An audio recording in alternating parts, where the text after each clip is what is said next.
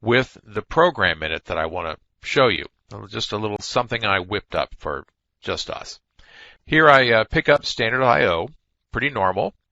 Here we have our main, and notice we're starting to add a few items here in our main declaration.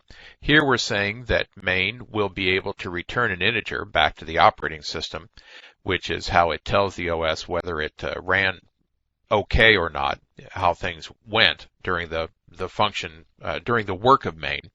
Here we have the first parameter to main is always an argument count, and traditionally it is set up as an integer, and it's called argc. Obviously, this is just a variable name, and you can call it whatever you want to call it. Just know that the first thing that is passed into main will be a count of how many arguments come from the command line. The name of the program that you run, and this one's going to be called else if, is always the first parameter. Argc will always be at least 1 to show that there was one argument, the name of the program itself. Here is a character pointer array. Don't worry about that too much right now. I promise we'll talk about the details of character pointers and how they work. But what this is a list. It's an array. So it's more than one thing. It can be a number, and it will be however many argc is. If there's 1, 2, 3, whatever is in this. It is a list of pointers to the words coming from the command line. The first word will be the name of the program.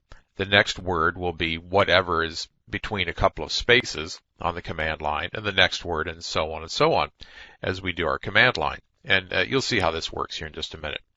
Here's a little quickie automatic character buffer. We named it buffer. We call it whatever we want to. It is 10 characters long, so it's kind of short, but it's good enough for us. And it is made up of individual characters. It is also an array, because there are little square brackets there. So we've asked the compiler to set aside 10 characters in memory for us. Now we're going to do a test here, because if we don't do this test, and we try to do some things with the arguments down here, if they don't exist, we'll blow up the program. And we get that little send error report to Microsoft, or don't send, or so on, if we touch things in memory that we really shouldn't be touching. So if the argument count is less than 2, that's a problem, because we want the argument count to be at least 2, which is the name of the program, and then one option coming in, 1 / question mark or something like that. So if it's less than that, the person hasn't used the program right, so let's get out of here. We'll printf usage, we need an option, a new line, and then we'll leave with a bad exit code with an exit 1. And exit 0 is a good, clean exit. Exit 1 says, oops, we had a problem.